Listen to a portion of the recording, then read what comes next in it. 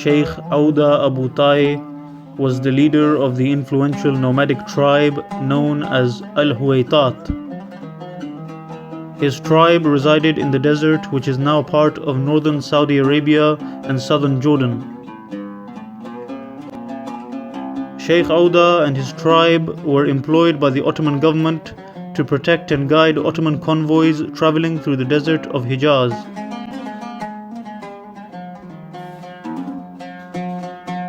Sheikh Auda was known for his extreme generosity and bravery. Although he received a large salary from the Ottomans, he remained poor throughout his life because he gave all of his wealth to his tribe.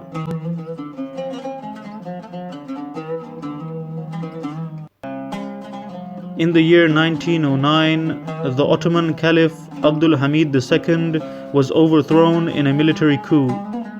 As a result, a group of Turks who were influenced by European ideas such as nationalism took control of the Ottoman Empire.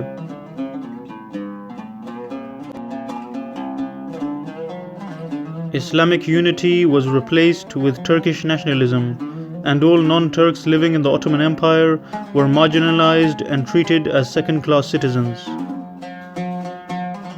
This event was the beginning of the downfall of the Ottoman Empire, and it laid the foundations for the modern Turkish state.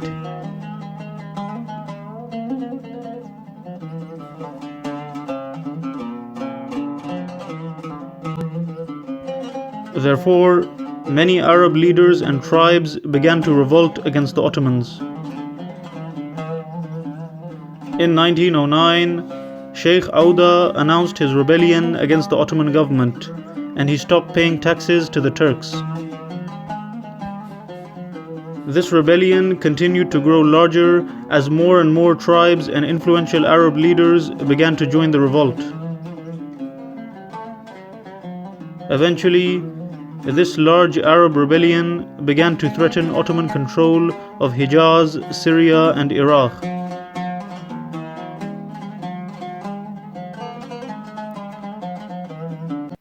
By the year 1916, the British Empire also became involved in the conflict between the Arabs and the Turks, and the British gave weapons, financial assistance, and military intelligence to the Arab rebels.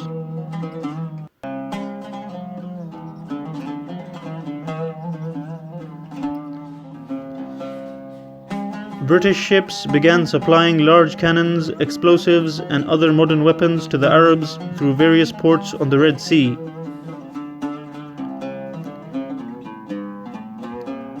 Although Sheikh Auda took part in the Arab revolt against the Turks, he kept his distance from the British, as he did not trust them.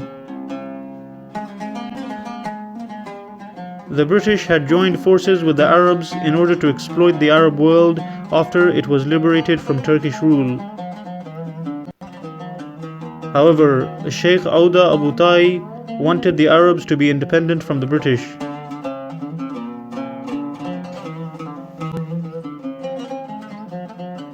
From the very start, Sheikh Auda was suspicious of the British and their motives in the Arab world.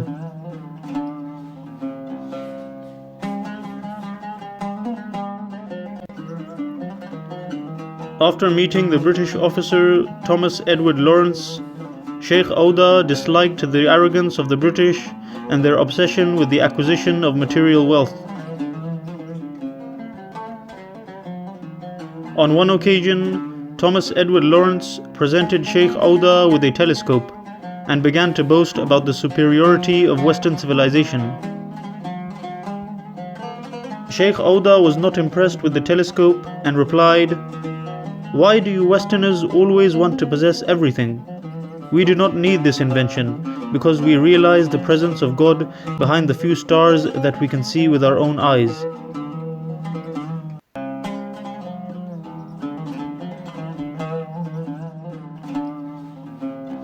After realizing that Sheikh Auda refused to be a British puppet, the British allied themselves with other Bedouin leaders, including Sheikh Auda's tribal rival known as Sheikh Ahmad bin Jazi, who was more willing to cooperate with the British.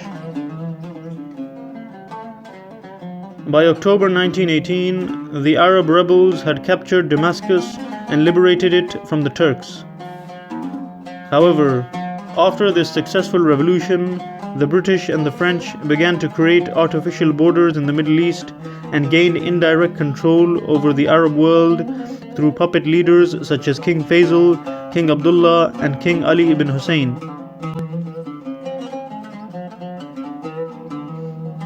King Faisal was appointed as the ruler of Iraq, and his brother Abdullah was appointed as the ruler of Jordan, while Syria was handed over to the French as a part of the Anglo-French treaty.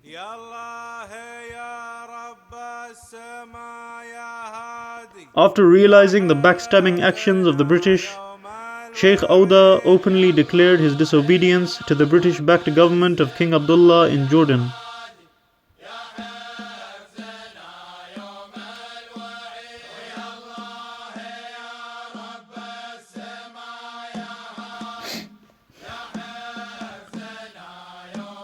Sheikh Auda and his tribal army attacked the British army in southern Jordan and captured the city of Ma'an.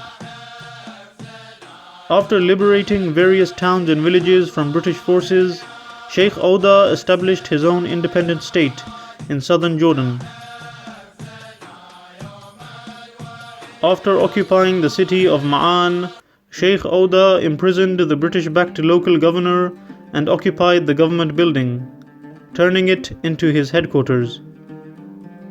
Therefore, the city of Ma'an became the capital of his independent state.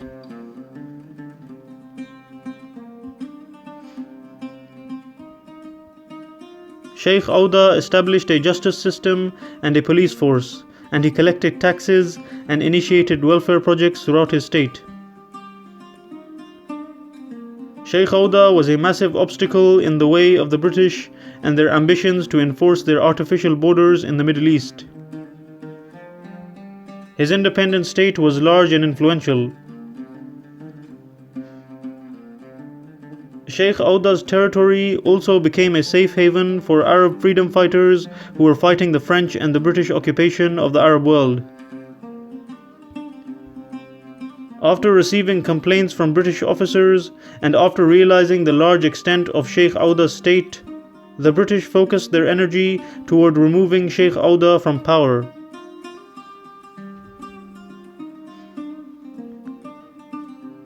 In October 1922, King Abdullah invited Sheikh Auda to the Jordanian capital of Amman for a celebration commemorating the Arab revolt against the Turks.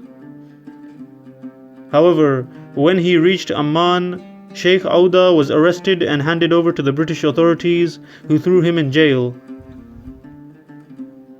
After imprisoning Sheikh Auda, the British sent an army into the south and demolished Sheikh Auda's independent state.